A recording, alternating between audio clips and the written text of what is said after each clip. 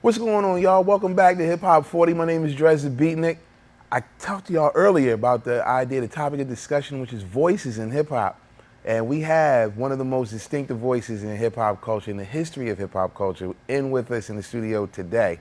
This man is not only just an artist, he's also a record producer.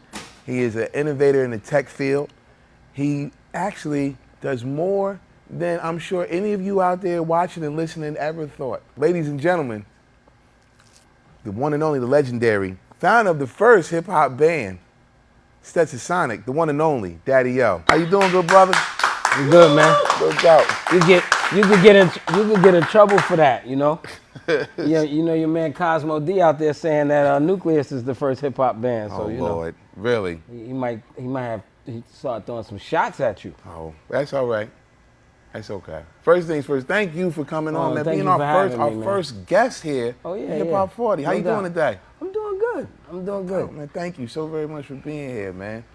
Well, there's so many questions that I have, Okay. but what I want to start out with just something small for, you know, some nice little appetizer before we get into the actual interview. For the people out there, let them know where you from, man. I'm from East New York, Brooklyn. Okay. I was born 928 Belmont between Fountain and Crystal, across the street from the Pink Houses. Okay. That's Brooklyn talk, but that's where I'm from. All right.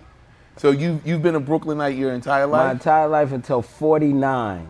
Wow. And I celebrated my 50th birthday moving to Atlanta and actually being on the beach in Savannah for my 50th birthday. Yeah. Nice. Yeah.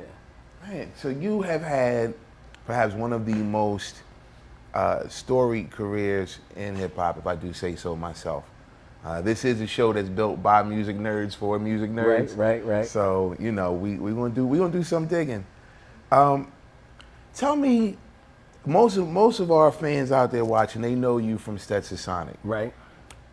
Was there a career before Stetsasonic? Not really. Okay. Not really. I mean, I messed around with a couple of friends of mine with some doo-wop singing as a kid. Okay. I was never a great lead singer, but I could hold a note. Okay. So I messed around with a couple of my friends with some doo-wop singing. But no, not really. Like just that. And then when I heard my first flash tape, I mean, I guess I lost my mind. I don't mean it in a bad way, but Right. it just totally like threw off everything else that I had. I mean, I grew up listening to music, a bunch of everything, right? Yeah. But when I first heard a flash tape, That was it. Yeah, it threw me in a whole nother direction. Not only did I want to hear more of that, but I wanted to do that I Okay. was hearing on that tape. Well, how did that tape come into your life? I met a little guy. I was living in on Lawton Street in Bushwick. Okay. And I met a little guy who used to come around. It was actually, for those old school Brooklynites, it was actually Eric Tweedy's little brother. Okay. Eric Tweedy is a knockout artist from Marcy. Okay. Skinny dude, but he used to knock out big dudes, and he had a little brother. And his Eric Tweedy little brother used to have a box. It wasn't a big boom box, but it was, Right. you know, one of those small square ones. Okay. He used to always come around and play tapes. Now, I had tapes too, but the tapes I had was reggae tapes. So I used to Right. always play Sound Clashes and Yellow Man, Okay. Fathead, Lone Range, and stuff like Yeah. that. And he put in this flash tape. He said, "Have you ever heard hip hop?" I said, "What is hip hop?" And he put in this flash tape. Wow. And there was two types of tapes back in the day. There was one tape that was the condenser mic tape that somebody would take the box and put it near a speaker and just tape the whole party. Right. And then there was another tape that they used to do inside of the house. This was an in-house flash tape. Okay. All five of them. Easy Right. Mike was probably there. He wasn't on turntables, but all five of them in flash. So very clearly, I heard Melly Mel go, 1 for the treble, 2 for the bass. Come on, Flash, and he dropped God Make Me Funky. yes, y'all to the beach, y'all. And I was like, yo, what is that? And my man was like, yo, I'm telling you, there's hip hop. And I'm like, yo, I didn't say it out loud then, but in my mind, I'm like, I want to do that. And so I made him lead a tape with me. Wow. I studied it, and you know, it was on from there. Did he ever get his tape back? Never. Never. And I'm little, and he was littler than me. Right. Okay. So fast forward just a little bit. How did Stetsasonic come together? And, So and what does Stetsasonic mean? So both of those are Delight answers. Delight and I are best friends, and we're best friends. We both was living on Lawton Street together, and we used to listen to music together all the time. Right. Then we had another friend who actually ended up. If you listen to any old tapes, you hear them say Iron Mike. You hear Flash. You hear sometimes Bambaataa and them shout out Iron Mike. Yeah. Iron Mike was a dancer uptown. Okay. And he was actually one of me and Delight's friends as well. And so he kind of helped us and shaped that concept of what we wanted to do when we told him we wanted to make a group. He was actually the first third member of the Stetsasonic 3 MCs. Okay. He just never really made the cut. Okay. But we decided we wanted to do a group. Nobody wanted to be solo. We used to listen to Flash and them, Treacherous, all of that. So we did that. Right. He bowed out, but we got another MC called Crown Supreme. Shout out to my man Crown Supreme. And we started this Stetsasonic 3 MCs thing. Okay. The reason we ended up doing Stetsasonic was because Delight came up with this name, and he says, look, Stetsa means style, and Sonic means sound, so let's do Stetsasonic. Style, and so sound. we put them two together. And then we are a progeny of a group that goes way back into Long Island. Okay. Jeff Green and Pudgy P and them, the original Stetson brothers. The only guys that I ever heard on tape beat Flash in them. Okay. They was hustlers on my block, and they used to on Lincoln Place when I used to live on Lincoln. That I had moved from Lawton to Lincoln, and they were hustlers on my block, and they used to always see me with a box, and they said one day we're gonna bring a tape and show you Flex, because so who your favorite group? And I was always Mel and them. So I always say Flash. He said, man, Pudge and them beat Mel and them.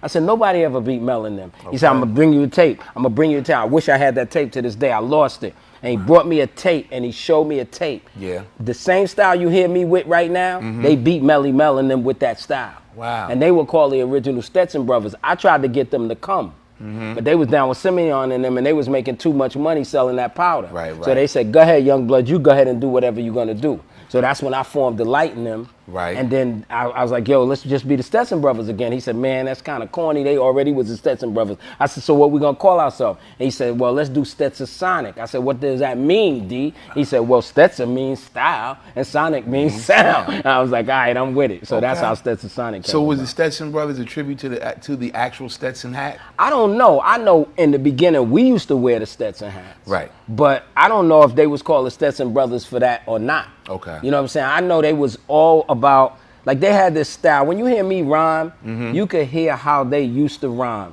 And they had this stylish thing about them where it was a lot of aggression, the beats were slow, and they were very clear about their approach. And their routines were like, they were more precise, like they were cleaner than like what you might hear a lot of the harmonizing back in the day with Flash and them, like, you know, they wasn't like that. Okay. You know, it was a little more concrete, and I just picked up the style because I actually wanted to rhyme like them dudes in the Bronx. Right. And my name was another name. Right. And Nathaniel gave me Daddy O. Okay. I told him what my name was. I said, my name is Dr. On. He said, that shit is corny. Dr. On. Yep. He said, your name gonna be Daddy O, and you're gonna run it down just like this. D to the A-double-D-Y-O. I go by the code of MC Daddy O, and this is something that you must be told. You couldn't touch me with a sure shot pole, Daddy O. Rhymes galore, MC Daddy O. Came back for more, y'all. Now do it. Okay. And I had to do it. And put some bass in your voice. And then I did it again and did it again. And every day I used to come, he used to say, what you got for me, Daddy-O? And I would take my rhymes and fit that style. I had dope rhymes. Right. But I would take my rhymes and fit that style. Wow. And then he was like, yeah, you ready now, you ready now. And I was like, yo, we starting, because we used to start doing block parties and stuff. I used to say, yo, man, we starting to get there, you know, we starting to get there. Y'all want to come with us? But they was getting so much money, he was just like, man, go ahead, man. Right. Okay. So that's how the Stetsasonic 3. That's how Stetsasonic 3 formed. We knew we needed a DJ. We was in East New York one day on Williams, Williams right there, and Williams and Blake right around there. And we were walking down the street and we heard somebody playing out the window. Okay. And not too many people at that time could catch a 3-second backspin. Right. It was a rarity for somebody to catch a 3-second backspin. Right. And we heard somebody in the window. I think they might have been cutting up "I Can't Stop" by John Davis and Monster Orchestra, but they were killing it. Right. And me and D even asked somebody around there, was like, yo, who is that? Right. And they was like, that's Mike Bouchon. And I looked at D, I said, that guy got to be our DJ. So we went upstairs and knocked on his door. Right. And said, yo, we MCs. And he said, oh, that's great, because I've been looking for MCs, because nobody around here can rhyme. So we started off with Bouchon. Bouchon had a baby DJ underneath him named Crown Supreme. And Crown Supreme became the third MC because he wasn't a dope scratcher. He's still a dope DJ to this day. He played club music, he could fade and mix, but he wasn't what Boo was. So that was the original Stetsasonic 3 MCs with Bouchon, and then we kept adding to the group. I can dig it. Yeah. Once again, this is Hip Hop 40. Call us in, man. I know conversation's percolating. I need to hear y'all. 404-884-6829. Once again, 404-884-6829. We're back here with Daddy O with Stetsasonic. Sir. Yes. So, where did the idea come to form hip-hop's first band? Okay, so let me say this because Cosmo might be looking, right? The reason we call Stetsasonic a hip-hop band is because it's something that you do professionally. You beatbox. Right. Yes. And because it's something that Prince Paul does professionally. Which and is that's DJ. DJ. We never called Stetsasonic a hip-hop band because Bobby was in the band. Bobby is part of the band, that's true. We never called Stetsasonic a hip-hop band because DBC was in the band. DBC is in the band, that's true. We call ourselves a hip-hop band because we had the element of the human beatbox and the turntables, which was something no other band was doing. Right. Not War, not Mandrill, not Earth, Wind and Fire, not even James's band, which is a dope band. Exactly. Not the Meters, none of them was doing that. True. And so that's why we called ourselves the hip-hop band. Right. The reason we became a hip-hop band is very, very simple. Once we made music, once DBC brought his drum machine around, Prince Paul started scratching live, Wise started doing stuff, we said, how in the hell are we going to take this on stage? Right. Because every other rapper was having crazy, crazy problems translating what they made to the stage. Right. And so we became a hip-hop band saying, look, we're just going to take, wherever we go, it's going to be the same. If we're in the studio, it'll be the same as we on stage. Okay. And so we became that type of unit. And it just so happened that the groups and the bands that we love, we all had this mutual love. It was a weirdo kind. I always tell the whole way Stetsasonic came together, I always tell people it's because we all weirdos. Right? And we had this weird love for Mandrill, for Brass Construction, who was from the neighborhood, for BT Express, that was from not too far in the neighborhood, for War, for Earth, Wind and Fire, for all of these big bands that brought all of this sound together. Right. We were like, look, we could do that same thing in hip hop, bring all of this sound together. Like, you know, we knew on the voice side, we were straight because we studied the greats enough to know, like you were talking about voices earlier. Yeah. We knew enough to say, if you hear me, you're going to hear me. Right. If you hear D, you're going to hear D. Yeah. Fuquan came in the group late, and the reason Fuquan is in the group is because we were afraid that he would beat us. Okay. So my man Kevin Porter, who taught us how to rehearse, brought Fuquan to the group. And soon as I heard Fuquan, I told Delight, I said, yo, he got to be in the group. Right. Because if he don't be in the group, it's going to bite us in our ass. You hear that, kid? Yeah. That whole mean style that I was taught, he already was rhyming like that. Okay. And he had a voice that sounded like a razor to me. Right. It was super sharp that it ain't nothing like him. Right. He had a voice that was like a razor. I said, D, you imagine me with this, you with that deep thing, and him? Right. So we already knew voice-wise we was going to be right. We just had to kind of figure out what were going to be the trappings around those voices. So do you think that was the early beginnings of you becoming, for lack of a better term or better speak, the conductor? Yeah, I think so. I think so, yeah, because one of the things that I do, even when I work, you could call it day job-ish, right? And if I'm a product manager on something, like say a piece of software, I've got a weird ability to bring things together. I have a weird ability to form teams and say this guy could do this guy could do this, or whatever. Right. So yeah, that was the very beginning, because I saw everybody's talent, and it wasn't as much about conductors.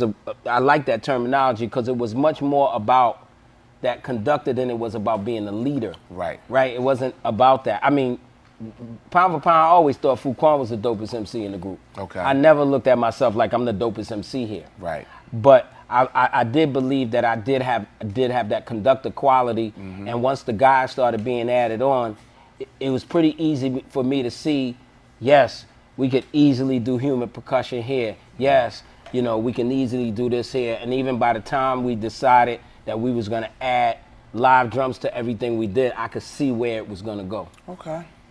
So, little known fact about our guest here. I mentioned earlier that one of his accolades is record producer. I don't know if any of you know out there, but this man is responsible for one of the most infectious beats in hip-hop history. The oh so famous Top Billin'. It's made by this gentleman right here. Can you tell us about how that came together, that session came together? So Top Billin' was, this is what happened. The Audio 2 had a record out called I Love Cherries. Right. I never heard the record. Okay. The Light used to go see Red Alert in the Latin Quarter on off days, weekday. I can't remember if it was a Wednesday or Tuesday or Thursday. I don't remember. Right. But he used to go, and the Light at that point for a couple of weeks was staying with me, waiting for a crib to get ready or something like that. And so he used to come home and be singing, I like cherries 'cause cherries taste better and grapes are sour, right? And I used to be like, what are you singing? He was like, yo, you gotta hear this record, D. And I was like, is it a rap record? He said, it's kind of rap, but you gotta hear these guys. So finally, when I went to the Latin Quarter, I heard I Love Cherries. I loved the record. And so we had a release party at the Michael Todd Room in the Palladium for our first album, On Fire. Yeah. And I saw the Audio 2 walk by. And I grabbed Milk. Light was with them that day too. And I grabbed Milk. And I said, if you ever need anybody to produce you, I'm here. Okay. And he was giddy, ran the nat. Oh, Daddy, I want to produce our record. Anyway, Right. I ended up, so now First Priority became, I did one record on First Priority because I had did Positive Case, Quarter Grand Pan. So I had knew Nat already. Right. Now I'm producing Audio 2, and I'm working on this A-side called Make It Funky. Right. I'm working on an A-side called Make It Funky. Downstairs in Milk's studio is an SP12 that only samples, I don't know, a second and a half or whatever. We always wanted to do something on Impeach the President, but it never took the whole loop. Right. Milk, Giz, and Nat go upstairs and have a conversation. Okay. Milk loads in, he loads in the sample for Impeach the President by the Honey Drippers and just hits the button and it plays my drum pattern from Make It Funky. And Nat becomes Top Billin'. Shut up. But he doesn't stop there. Wait, there's more. He literally sits there and writes a whole rhyme. And then he runs upstairs. We don't know what he's doing down there. Right. When he runs upstairs like something bad has happened. Right. And goes, and we like, what happened? He's like, come downstairs. We wondering if the equipment broke. He lost the pattern. Right. And he sits there and he raps this whole thing for us. Wow. Right? Yeah. And then we sit there after he finishes and looks at him. And he thinks it's because he's whack. And we say, yo, that's the most incredible shit we ever heard. Right. And he says, should I change anything? A lot of people don't know he says, suckers that's down with me. Who would say suckers that's down with me? That's a corny line. Right. He says suckers that's down with me because he's talking about kneeing somebody. Right. He says, should I change the knee line? I said, you're not changing nothing. Right. He said, should I make it longer? I said, no, this is what we're going to do. We're going to put it on the B side and make it funky and make Red Alert and them think they found the record. We're never going to mention this to nobody but us. Nobody but us will know Top Billin' is there. Wow. And it worked like a charm. That's crazy. Man. He got into an alpha state. And we never mixed it. We just did it on 4-track. Okay. And they asked, do we take it in the big studio? I said, no, we don't. You will hear a mixed version of Top Billin' that's out there featuring MC Light. Right. And they did that in a big studio. But I refuse. I just had Herb Powers master. I refuse it because the sound on that thing, to this day, I have never made anything that sounded as good. To this day. And speaking of music, you're still making music. Oh, Matter always. of fact, we got one of your videos up, man. Like we have Talking All That Jazz. Okay. Stetsasonic right here, Hip Hop 40. Okay. We knew you was coming, so we baked the cake, brother. Good. I So appreciate we're gonna it. go ahead and get into that. Once again, this is Hip Hop 40. We're going to Talking All That Jazz by Stetsasonic. See y'all in a little bit. My name is Dres the Beatnik, and we're still here with the legendary Daddy-O in studio. Yes, sir. Good Yes, brother. sir. Yes, sir. Dude. Well, first things first, we gotta give a shout out to Hip Hop 40 Nation for tuning in. Shout out to Tangi. Shout out to Lori. Shout out to, oh my goodness, so many. Demond.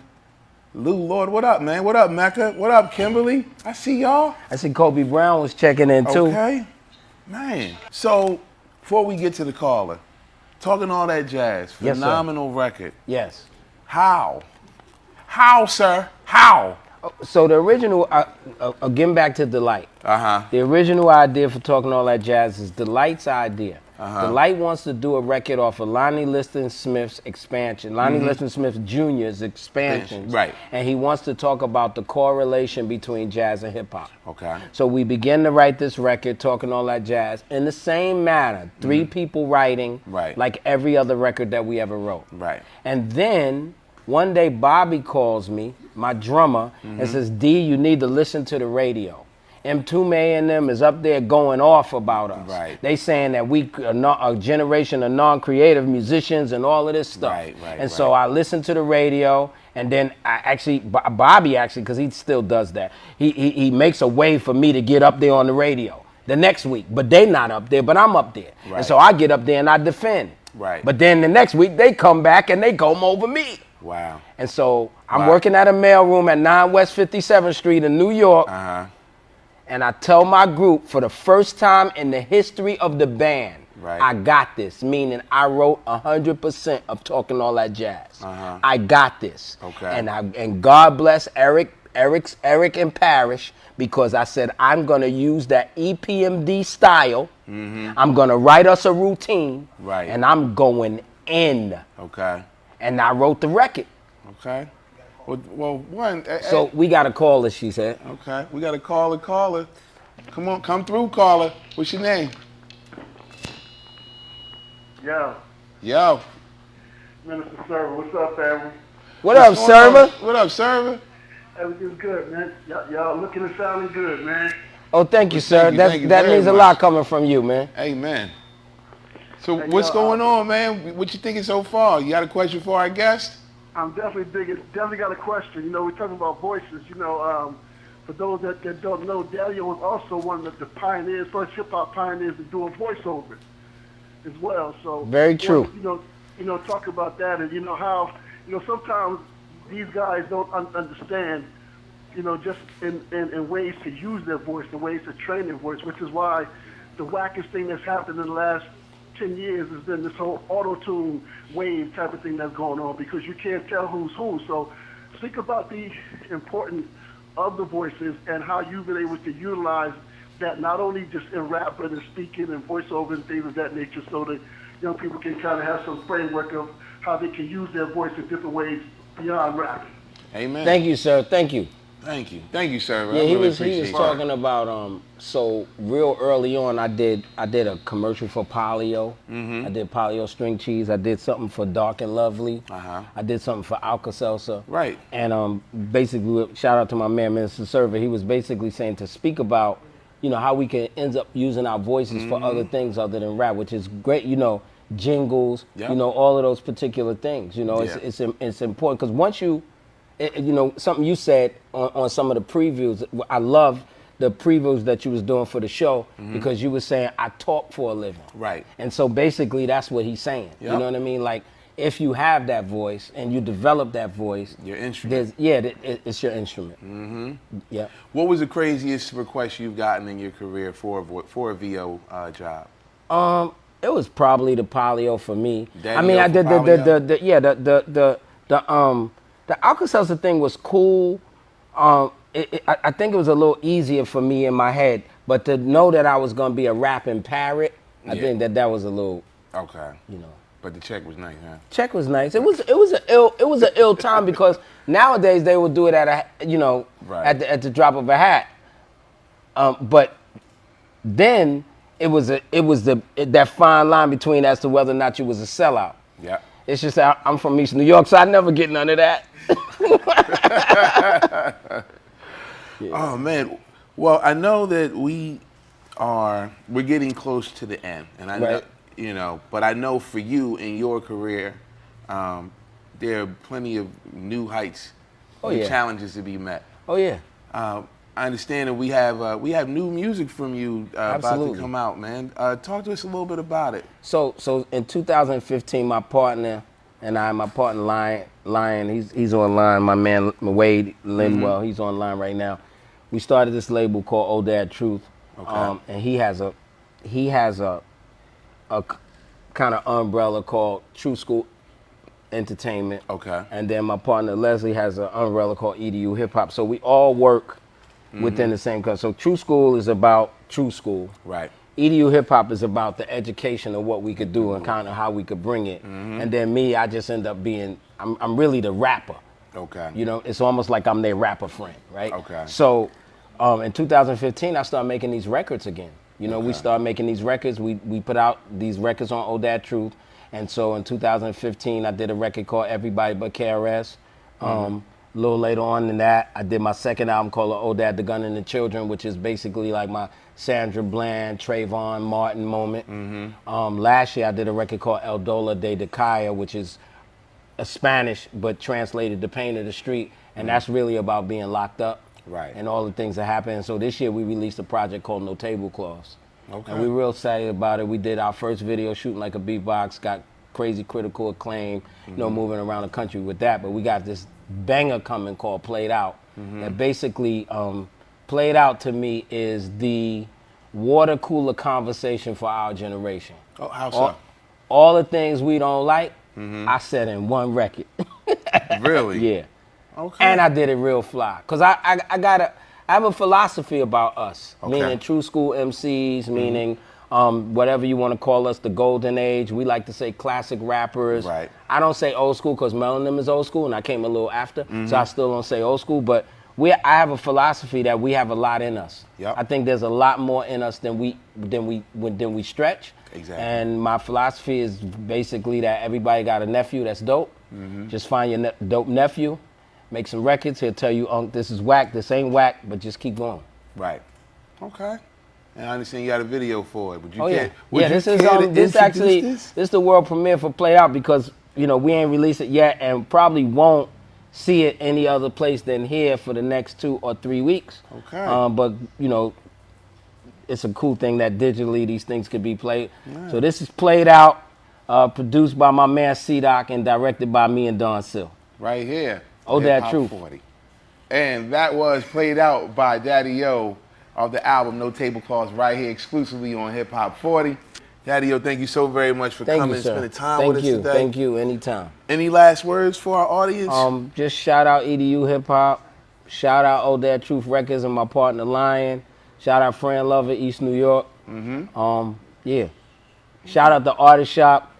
Shout out the Artist Shop. Yo, shout out Producers Coalition because I got a video that y'all gotta play that me and Fran did.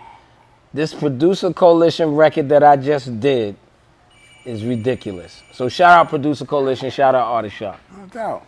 And thank y'all for coming. Shout out to y'all. And shameless plug, ProfessorDaddyO.com. That's where all the music is. ProfessorDaddyO.com. You can see it all, the videos, the music, cop that no tablecloths, all that. No doubt. And we hope you guys tune in with us next week. This is the first of many. My name is Drez the Beatnik. As always, Tuesdays, 8 p.m. Eastern Standard Time. Facebook.com/hiphop40, hiphop40. See you guys next time, next rhyme, next space, next place, right here at Hip Hop 40.